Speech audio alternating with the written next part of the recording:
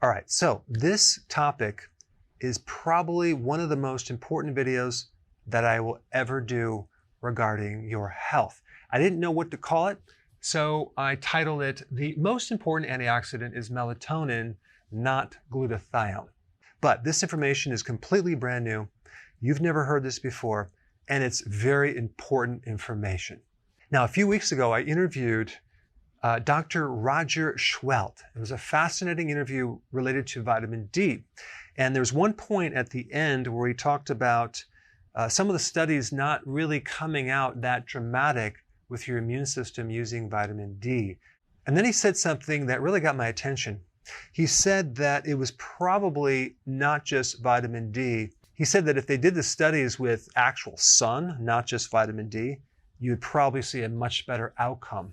And then he sent me this paper that literally blew me away, and I put the link down below.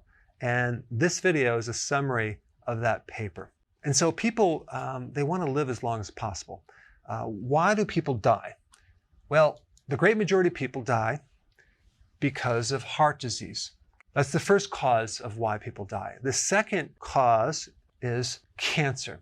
And the third reason why people die is related to some metabolic illness. It could be diabetes, it could be Alzheimer's. It really depends on what country you live in, but typically it's related to some metabolic underlying cause. And what's common about all these reasons why people die is that they're all mitochondrial diseases. In other words, there's some type of dysfunction that destroys the mitochondria. And with cancer, it originates in the mitochondria become damaged, and then that cell then converts over into a cancer cell. Now with heart disease, we have a lot of free radical damage, whether the person's on a high carb diet or they're a smoker or they have a lot of oxidative stress. And then we create this irritation or inflammation in the inner arteries, but that damage is being created in the mitochondria. And so if we really look at the essence of where the problem is, we're getting this excess of oxidative stress and free radical damage. Normally, our body is supposed to protect against that, okay? And the way that it protects against that is through the antioxidant networks. There's certain enzymes that act as antioxidants, one being glutathione. It's considered the most important antioxidant. But guess what? Melatonin is even more powerful and more effective because melatonin is not only an antioxidant, it triggers other antioxidant networks, including glutathione. I mean, melatonin is twice as powerful as vitamin E. And we know the importance of vitamin E to prevent heart disease inside the arteries. So melatonin is a very powerful antioxidant, and it triggers other antioxidants. Now, you're probably saying right now, wait a second, I thought melatonin was really about helping you sleep. It's involved in the circadian rhythm. It helps people take it if they get jet lag.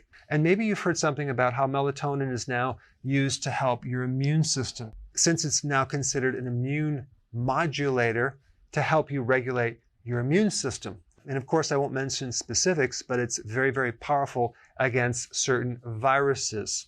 And on top of that, there's a lot of research on how it's an extremely potent anti-cancer compound or a hormone. All right, so maybe you already knew that, but what you don't know is this. There are two forms of melatonin.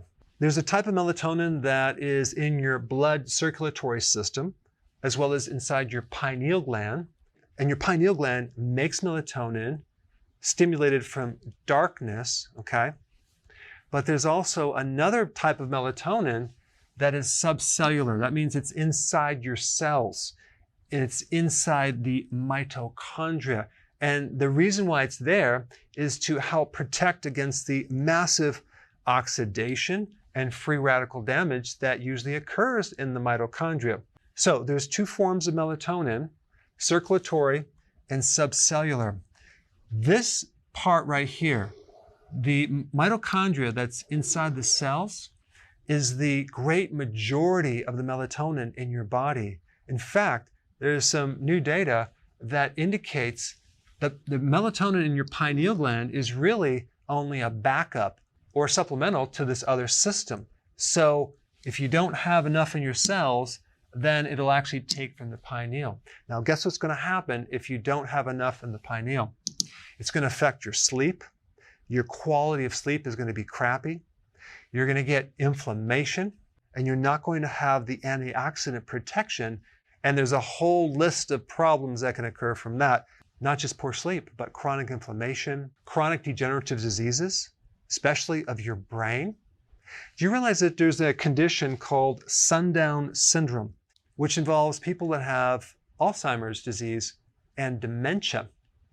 So apparently, when the sun goes down, 45% of people with Alzheimer's and dementia, they start getting very agitated. They get extremely fatigued.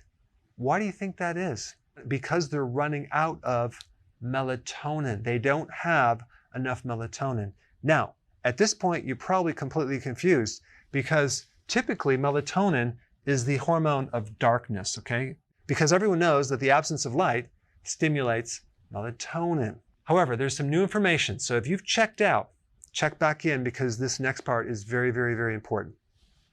The largest stimulus of this intracellular melatonin is near infrared, aka the sun. Certain wavelengths of the sun will stimulate the melatonin inside the cells, and darkness will stimulate the melatonin within the circulatory system in the pineal gland. In fact, over 50% of the sun's energy is infrared. And this goes way beyond the benefit of getting vitamin D from the sun. You ever notice why when you sit in front of a campfire, you feel so relaxed and you probably sleep a lot better? Because natural fire gives off infrared.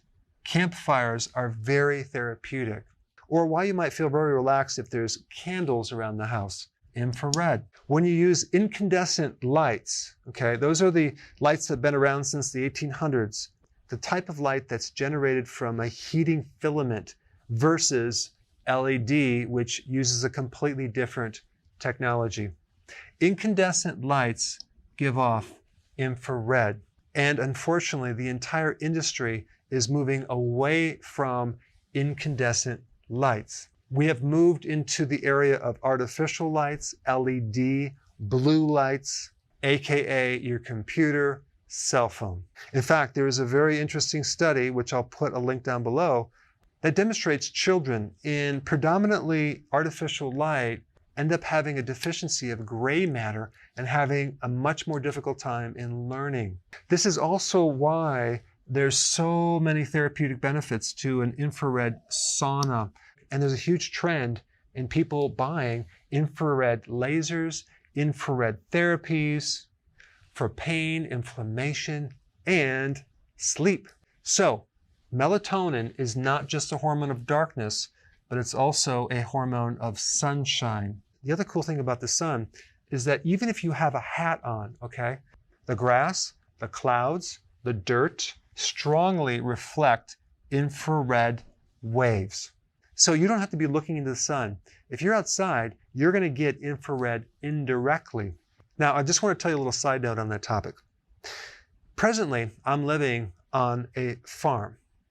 And the two neighbors that help me a lot on my farm are both in their 60s. Their diet is not just inadequate. Their diets are absolutely terrible, okay? They live on sugar. One chews tobacco. The other one smokes. Now, both of these guys are outside all day long, okay? I don't even think they have computers. I don't even think they have a cell phone.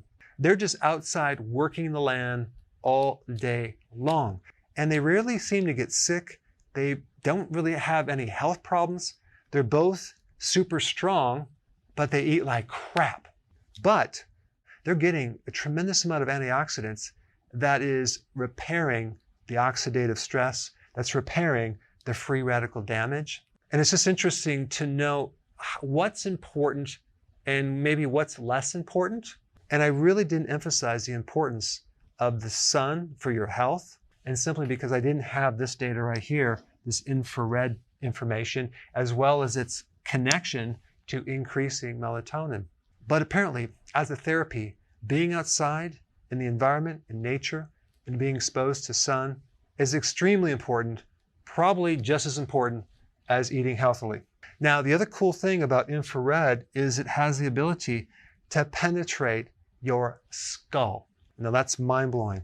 In this research paper, they talk about how it penetrates the cerebrospinal fluid and how that can just bathe the entire brain and spread through the entire spinal cord. It's wild. So this is just another reason why if someone's getting dementia or has Alzheimer's, they should be exposed to sun. And the cool thing is this, infrared protects against UV radiation. So if you're concerned about the sun causing cancer, I understand that. We're not talking about being out there and getting burned. We're talking about being out there and maybe even getting the sun's indirect energy from the grass. But the point is that this IR helps you generate a tremendous amount of antioxidants that can potentially protect the mitochondria from having its complications from all that free radical damage that occurs.